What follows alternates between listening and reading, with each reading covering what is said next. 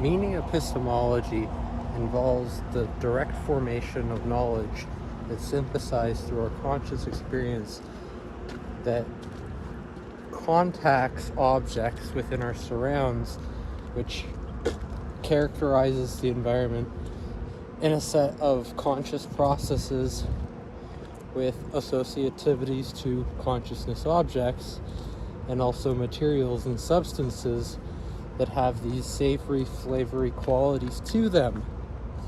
in which we ate and that provide nutrients to our consumptions regarding the ingestions of our digestions and our digestions of pretty much every aspect of our being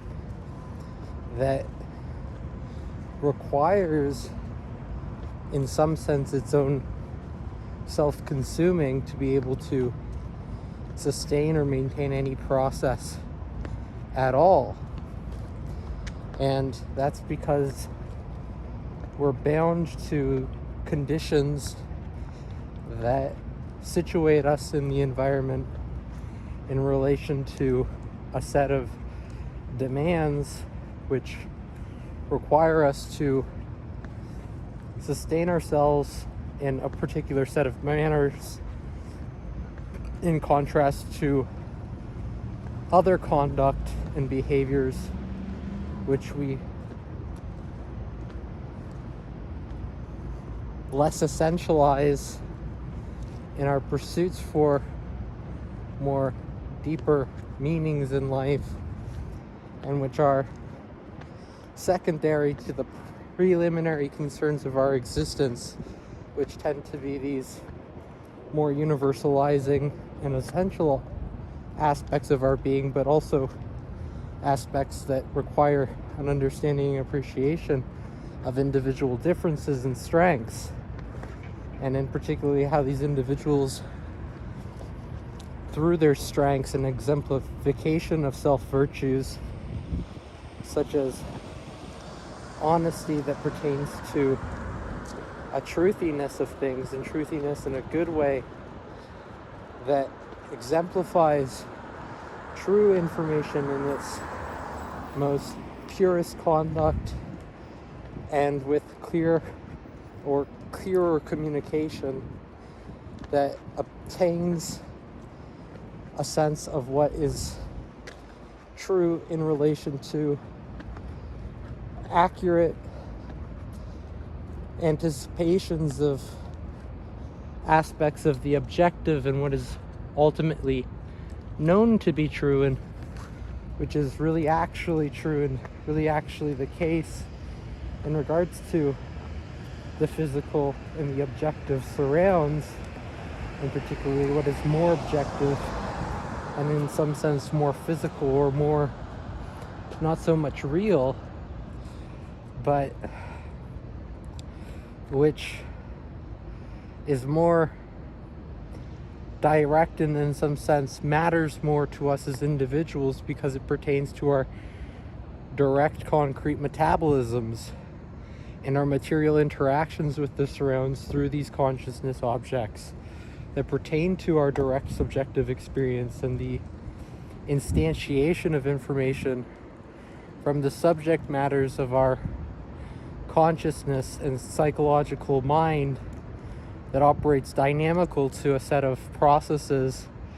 that are required for us to do anything or perform any sort of healthy psychological or even physiological function, that's bound and requires all necessitating psychological processes that would not exist had the psychological mind not existed and been evolved from a preliminary material evolutionary history that has a separate origin from its more simplistic and less dynamical physical constituencies that are situated in a situational determinism, and a situational determinism that characterizes a different set of causal variables in a triadic model that appears with the emergence of life, in particular in cellular automaton, and which pertains to our psychological development and the psychological evolution that must occur alongside any sort of biological evolutionary process. And so we can't simply be biologically determined, and that's because we have these, apart from having these just behavioral characteristics integrated with our psychology, but we have these agentic capacities, and we have these volitional capacities of our consciousness and our self-virtues that pertain more to our awarenesses and our wisdom in regards to the self-virtue, in which we exemplify what is valued and which tends to pertain to these individual differences, that when we can understand the true nature of information that exists dormant within each of us and each of our potentials to do great things, not just for ourselves, but to exemplify that and to make it manifest within the environment through the extensions of our extensor muscles and actual working parts that we engage through our interests in doing good, and actually doing good, not just thinking or perceiving and deluding ourselves thinking that we're doing good, but we're actually making matters much worse, and much worse than we would like it to be or would have intended. And intentions there because it's important for doing good, and it directs us in terms of how we construe ourselves and convey ourselves in a proper manner, and etiquette that pertains to our unique style in terms of how we represent ourselves, in terms of our self-expressiveness, and that's more direct to our understandings of our strengths and our virtues, because we don't want to be seen by others in terms of our weaknesses and what makes us ill, or the ill qualities of our experience, but rather the proactive, positive qualities of our experience and direct qualities that have these kinder exposures to these textures and substances of mattering and purposefulness, in which we purpose through our direct contacts, through